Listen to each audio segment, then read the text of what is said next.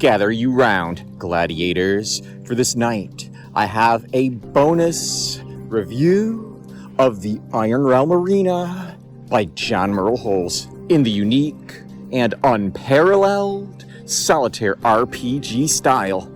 The Iron Realm Arena allows you to battle your way through a custom dark fantasy campaign with your own miniatures collection, whilst the accompanying volume gives you what you need in order to create your own unique arena for gladiatorial combat, and this is exactly what John Merle Holes has done tonight. Take a look at his creative, custom concept and think of the many ways that you can bring your own Solitaire Arena campaign to life. There couldn't be a better time to pick up Dungeon Arena, because this month I've decided on DriveThruRPG to offer 30% off on this title for the first 10 to claim it, including the 100-page rulebook, the Gladiator's Guide, and the 50-minute podcast tutorial. Plus, join me on Patreon to pick up the second arena adventure, The Battle Against the Blorogs, Contest 2, backed by popular demand and ready to slot in to your own arena campaign. What I really like about John's review is that he doesn't stop there. He goes on to describe, in his own custom Iron Realm campaign, how he has masterfully fleshed out the association between the Iron Realm and the myriad planes of existence which have been sealed within. Thank you, John, for this review, and thank you, all you gladiators as well. Won't you join the Iron Realm fandom and partake of the Iron Realm Solitaire Dungeon Arena and Maze Master's Guide campaign? Maze Master, it is I, John Merle Holes, here with another update regarding my Iron Realm Arena play. This was an unofficial combat in the cell. I already know the results of the next combat, so this made it a little bit trickier to decide how to approach this, and I'm going to handle it in a little bit of a less official manner. In the manner of almost a Character 8 roleplay.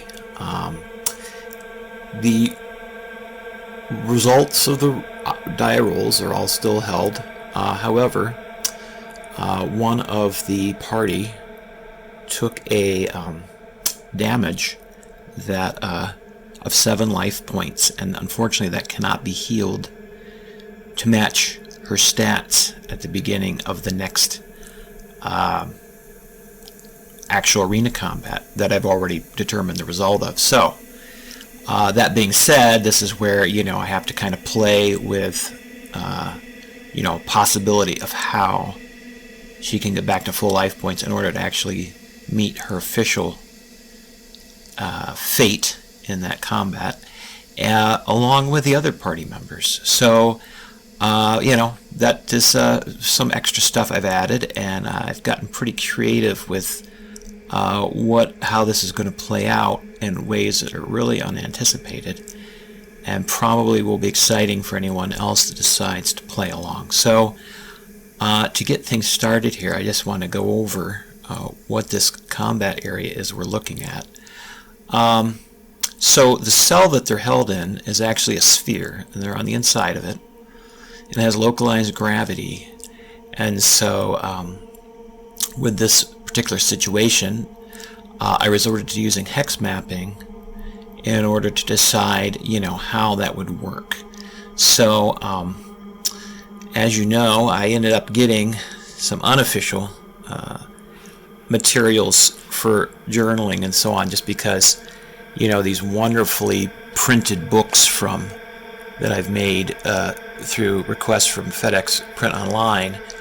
When you request a full color book of this many pages from FedEx, it goes into dozens and dozens of dollars. So what I ended up doing, and I'm going to sweep all the characters off the page here for this, is I ended up getting a nice RPG journal through Amazon, and there's many available. there through a couple different creators. I chose this one particularly because of the planar aspect of this doorway, which is actually going to figure pretty heavily in my campaign, even my arena campaign, because, you know, the combatants are from all over the planar pockets that remain in the final realm.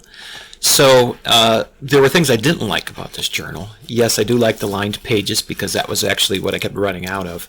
What I don't like about this journal is that it has tons and tons of different kinds of mapping paper. And as you can see here, you have the smaller hex maps, and you saw the larger hex maps earlier. And then it has sketch pages, and it also has grid pages. And then at the end, we have about 100 line pages, which, you know, based on how I've been writing and role-playing, won't take me much time at all to fill. However, the entire book was under $15, I think. And so that was the beauty of this over asking FedEx to print me out a copy of what I needed.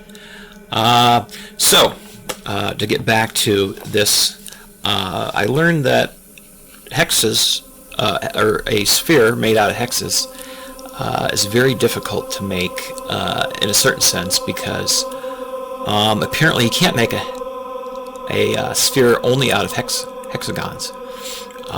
There was actually a mathematical determination made. You can read about this over on Wikipedia, and maybe I'll share the link in the email that goes with this, that you need to have 12 pentagons, and those 12 pentagons will match up with hexagons in order to make an actual sphere, like a perfect sphere. Now, you know, as a GM, or in this case, Maze Master,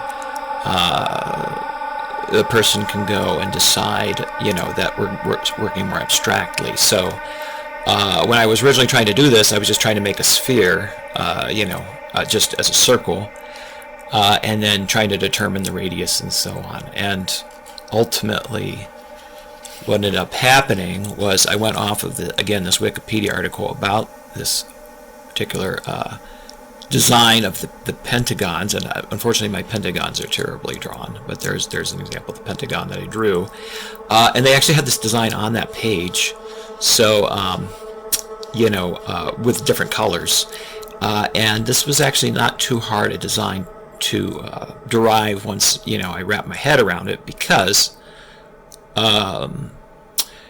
you can see here that the triangles that make it up are exactly like the layout of the game Q*bert, the boards of the game Q*bert, in amongst these pathways that connect the pentagons. And other than that, these actual outer directions are the other half of the sphere, the part that, you know, how do you draw the upper part of the sphere? Because, you know, my party wasn't all gathered at the center point or anything. Now, I put the combat right at the center point, so that after I determined where everybody was, which I did by rolling a d12 and then placing them at each of these random numbers that I equally spaced, and then from that, you know, interpolated that into, you know, proximity. So, for example, you know, I rolled that the enemy was here in 4, and then when I placed them, because I knew they were actually much closer than that, when I placed them on the page, I rolled a 1 or 3 to put them here, or a 4 to 6 to put them here. And then, you know, that basically put them here where I'd actually already drawn this, where originally I had placed the pentagon when I was originally trying to figure this out before I had to kind of explode out this larger view. So what do we got here? So these outer triangles of the upper part of the sphere, or, you know, the other half, are actually connected by a single row of hexes. And this point here, you know, matches out here, and probably in some other directions. Probably up here and down here, or, you know, here or here. So once you get that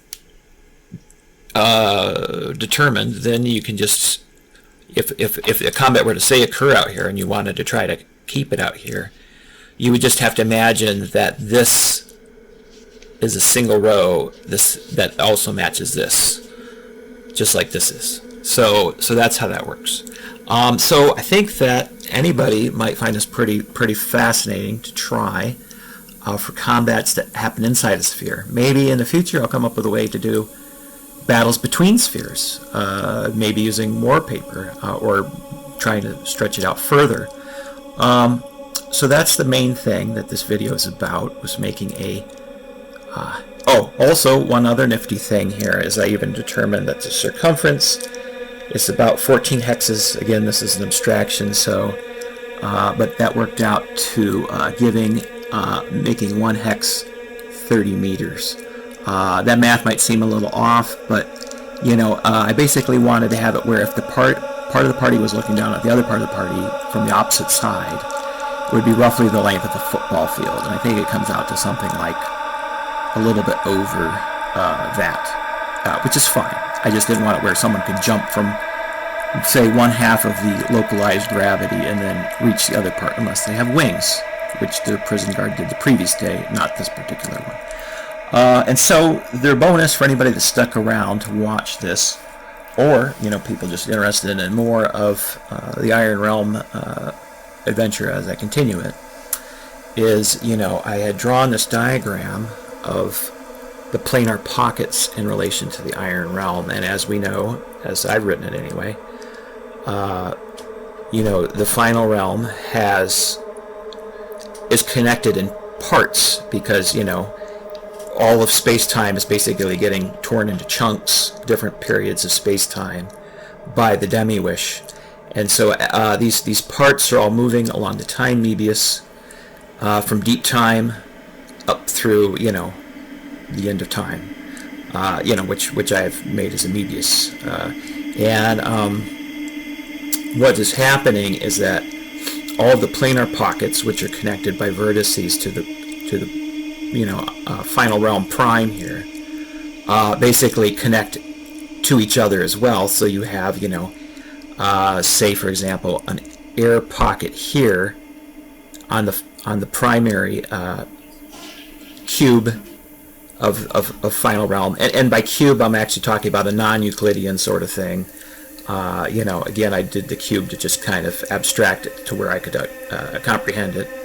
So that particular vertice of the cube is connected to the air plane here. So you have the plane of air here, connected here between two chunks of Iron Realm, which essentially could have identical things happening in different points in time. I mean, everything's not going to be the same. This allows, though, for parties to be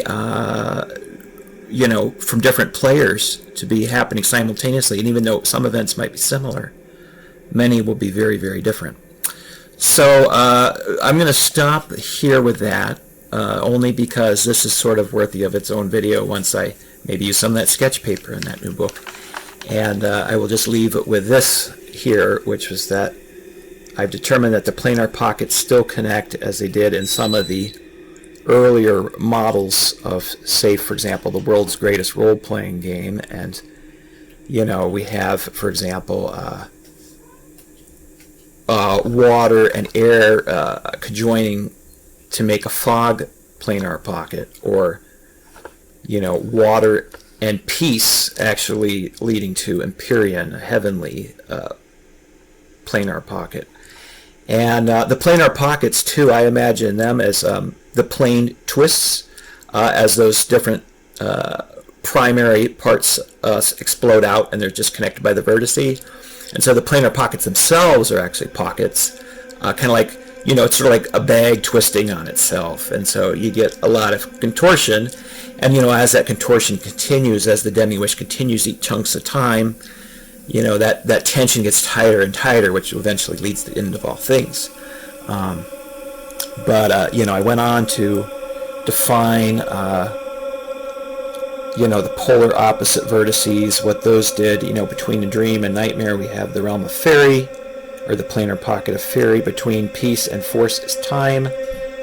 Darkness and light is shadow, and so on, even leading to planar spaces between defined planar spaces. So between Empyrean and the astral planar pocket, you have positive energy pocket, and so forth. Between ethereal and Hades, the negative energy, which is listed as null space in the Iron Realm terminology. And then finally, the last couple here, Hades and Astral have a madness pocket between them, and Empyrean and Ethereal have a thought pocket between them. And so I will go and detail that all out in some future video, probably a ways down the road, because I'm sure that everyone will find that interesting that wants to deal with planar spaces. And that's it for now. Thanks for watching this, and I hope that you enjoyed it as much as I enjoyed figuring it out. Bye.